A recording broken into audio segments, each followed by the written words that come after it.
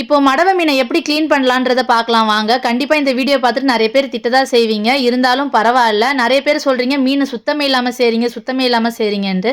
சுத்தமே இல்லாம செய்றதுக்கும், மீனோட எல்லா உறுப்பையும் சாப்பிடுவோன்றதுக்கும் நெறைய வித்தியாசம் இருக்கு. நான் மறுபடியும் சொல்றேன், நாங்க மீனவர்கள்ன்றதால மீன பத்தின புரிதல் மத்தவங்கள விட கொஞ்சம் அதிகமா எங்களுக்கு இருக்கும். எதெதெல்லாம் சாப்பிடலாம், எதெதெல்லாம் சாப்பிடக்கூடாதுன்ட்டு. அததான் நான் உங்களுக்கு சொல்றதுக்காக தான் இந்த வீடியோவே ஸ்டார்ட் பண்ணது ஃபர்ஸ்ட்டு. நான் எல்லாரும் திட்டுறாங்கன்னு சொல்லல. ஒரு சிலர் அந்த மாதிரி கேட்டு திட்டுறாங்க. ஆனா நெறைய பேர் நல்ல பாசிட்டிவா ரொம்ப மனசுக்கு நிறைவான கமெண்ட்ஸா குடுக்குறீங்க. அதுக்கெல்லாம் ரொம்ப தேங்க்ஸ். ஆனா இந்த ஒரு சிலர் சொல்றாங்க பார்த்தீங்களா?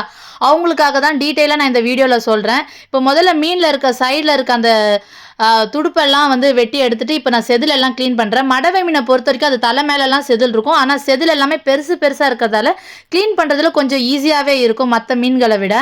என்ன கேட்டிங்கன்னா, மடவ மீனும், பனைமரமும் ஒண்ணுன்னு சொல்லுவேன். ஏன்னா, மடவ மீன்ல இருக்கிற எல்லா பாகமும் சாப்பிடலாம். ஆனா, குறிப்பு என்னன்னா, மீனு ஃப்ரெஷ்ஷா இருக்கணும். புதுசா இருந்த மீனா இருந்தா மட்டும் அப்படி சாப்பிடுங்க. அப்படி இல்லன்னா, மீன வெட்டி மீனோட சதப்பகுதி மட்டும் சாப்பிடுங்க.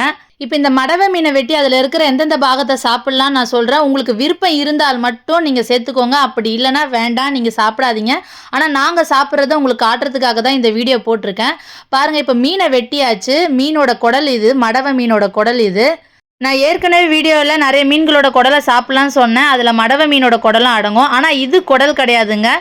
இது மடவ மீனோட வயித்துல இருக்கிற கொழுப்பு பகுதி. எல்லா நேரத்துலயும் இது இருக்குமான்னு கேட்டீங்கன்னா, கண்டிப்பா இல்லங்க. ஒரு சில நேரத்துல தான் இந்த மாரி வயித்துல கொழுப்பு பகுதி இருக்கும். அத சாப்பிட அவ்ளோ டேஸ்ட்டா சூப்பரா இருக்கும். இதுதான் மடவ மீனோட குடலுங்க. இப்ப இந்த குடலே நான் எடுத்து சமைக்க தான் போறேன். அது எப்படி சமைக்கலாம்னு நான் காட்டுறேன் பாருங்க. இப்ப இந்த குடல் பகுதியும், தலை பகுதியும் ஜாயிண்ட்டா இருக்கிற இடத்துல இப்படி ஒரு கேப் இருக்கும். அந்த இடத்துல விரல வச்சு நல்லா ஒரு அழுத்தம் குடுத்தீங்கன்னா, அங்க உள்ள ஜாயிண்ட்டா இருக்கிற நரம்பு மாரி பகுதி வந்து விட்டுடும். இதோ பாருங்க, இப்படி இழுத்தீங்கன்னா, அது மொத்தமா அப்படியே மொத்தமா செட்டா அப்படியே வந்துரும். பார்த்தீங்கன்னா, இதுல இருக்கிற எல்லாத்தையுமே சாப்பிடலாம். அதுல இருக்கிற இந்த தண்ணி பேக் மாரி ஒண்ணு சின்னதா இருக்கு பார்த்தீங்களா கீழ, அது மட்டும் தான் சாப்பிடக்கூடாது. இது பாருங்க, இதுவும் கொழுப்பு தான். இப்ப நான் பாருங்க, இது மீனோட ஈரல் பகுதி. இத எடுத்துடுறேன் பாருங்க தனியா. இதையும் சமைக்க தான் போறோம். எடுத்து நான் தண்ணீல போட்டு வச்சுடுறேன். இது நம்ம வீடியோ தொடர்ந்து பார்க்குறவங்களுக்கு தெரியும் இது மீனோட ஈரல்னு. ஏன்னா நான் நெறைய வீடியோல மீனோட ஈரல காமிச்சிருப்பேன். அதுக்கப்புறம் இங்க இருக்கு பார்த்தீங்களா, இது பேர் வந்து குண்டிக்கா. குண்டிக்கானா வேற ஒண்ணும் இல்லங்க. நெறைய பேர் ரொம்ப காமெடியா இருக்குன்னு சொன்னீங்க. ஆனா அதோட பேரு குண்டிக்கா தாங்க. இது என்னன்னா மீனோட வயிறுல செரிமான பகுதி மாதிரி.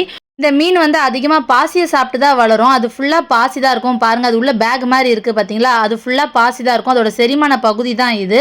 கிட்டத்தட்ட ஆட்டோட போட்டின்னு சொல்லுவாங்கல்ல, ஆட்டோட குடல். அது மாதிரி தாங்க இருக்கும் இந்த மீனோட குடலும். அதே மாதிரி தான் கிளீன் பண்ணணும்.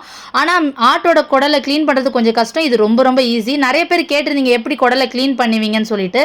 அவங்களுக்காக தான் இந்த வீடியோ. உங்களுக்கு விருப்பம் இருந்தா மட்டும் போடுங்க. இல்லன்னா தயவு செய்து போடாதீங்க.